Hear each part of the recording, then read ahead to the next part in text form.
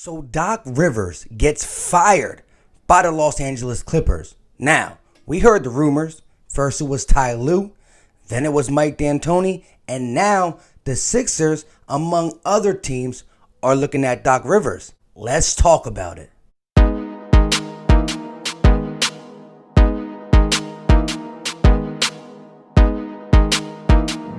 What is going on, everybody? I go by Philly Mike, and this is the Philly Talk Podcast. If you are new to the channel and love talking Philly sports every single day, go right ahead and hit that subscribe button and make sure you turn on post notifications so you know when I go live or drop some content. On that note, if you think that Doc Rivers would be a great coach for the Philadelphia 76ers, smash that like button. With all that being said, let's jump in to today's topic.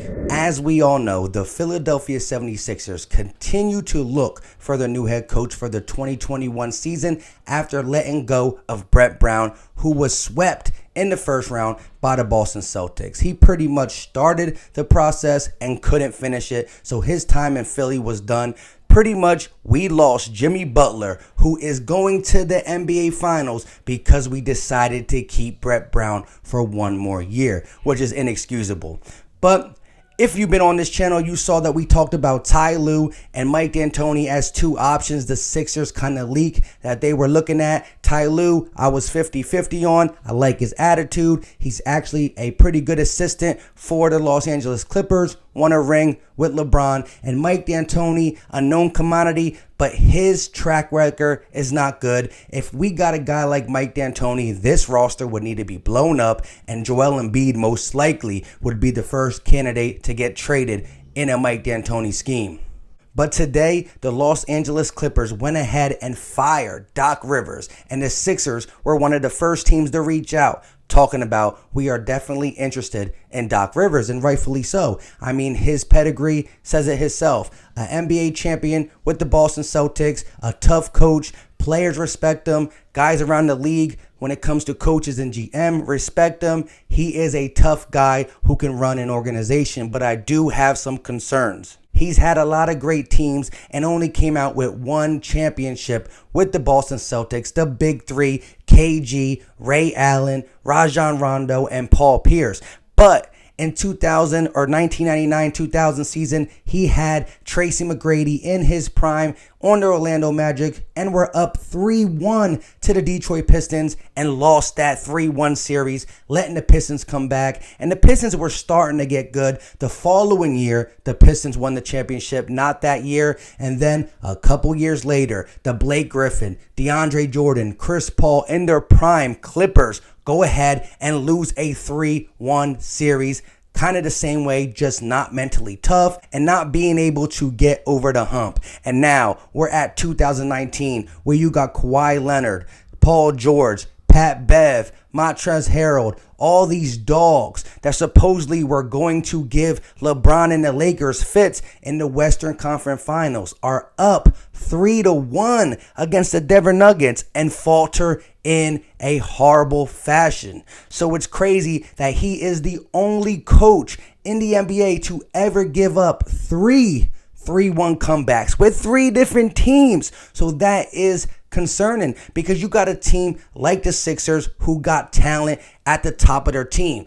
Ben Simmons, Joel Embiid, and I do believe Doc Rivers is tough enough and strong enough to mold these guys into great players. However, as Philly fans, if that would happen in our organization, we would let him and the players know, and we would not have it. Now, I'm not saying he's automatically going to come here and screw things up, because he builds foundations wherever he's at, whether it be Orlando, Boston, Los Angeles for the first time, or Los Angeles the second time. He does build a foundation. And right now, I think the Sixers need a foundation for Ben Simmons, Joel Embiid. These two young players are so immature with their not wanting to shoot, not wanting to diet, things that they can build off foundationally. I think he will be perfect for. Now, we do have some role players like Tobias Harris, who does know Doc Rivers from the Clippers, and we still are going to try to move a contract or two, whether it be Al Horford or Tobias or Josh Richardson,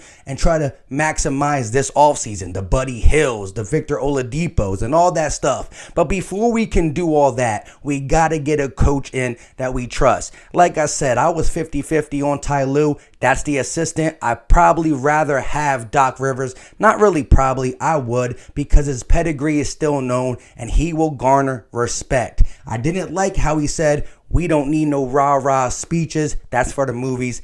I disagree. Pat Riley, as a coach and as a GM, made a living on rah-rah speeches. So I kind of didn't like that. And the Clippers let him go because it was a huge blunder to have that talent on the Clippers and not be able to get out of the second round. And when you go back and look at the 3-1 losses, 3 times the only coach, that is concerning. But if he can come in here and build a foundation and get these guys to maximize their talent, I think Ben Simmons can be a top player in the NBA, and so can Joel Embiid if they take that next step. I'm talking Joel Embiid, just diet and get right. And Ben Simmons, just have the courage to attempt a mid-range. The courage. You don't got to make him. The courage. And I do believe Doc Rivers can get that. He dealt with CP3, DeAndre Jordan, Blake Griffin, Tracy McGrady, Kawhi Leonard. He knows how to handle stars. And hey, we got to get in that big game before we can count on him winning or losing it. And he does have a championship to fall back on. And if one thing, as a coach who is a champion and is a guy who lost 3-1 leads, he had to learn from that, and I'm hoping he corrects his mistakes, but he is the best coach out there. Again, Ty Lue, a champion as well, but you got the coach of all players, LeBron James. How much do you respect that? I mean, the big three for the Boston Celtics are no slouch, and you had some great role players, so how much do we respect that? But when you look at known commodities in the NBA, Doc Rivers is among the best who are out there right now. The Brad Stevens, the Greg Pops, the Doc Rivers, and more. He's one of the guys who are highly known, and not too many people bring up the 3-1 blunders. But again, when you look at the grand scheme of things, the foundation is where we got to start in Philly, and I do believe Doc Rivers will bring a winning culture. Now, the big game will be questionable, but I need the winning culture here before we can establish more, and everybody deserves a second chance. And hey, again, we're not picking from all Hall of Fame coaches. There's not many out there. The Mark Jacksons, the Ty Lues, the Mike D'Antonis, the Sam Gassells, the Kenny Atkins. I understand that. I still think I'll give them the benefit of the doubt. We build this team foundation, but I need Doc Rivers to maximize the 2 stars on this team. And that's Joel Embiid and Ben Simmons. And once they're maximized, I think them 2 stars can get Doc Rivers out of that category of blundering 3-1 leads. The process is over. The new thing can start.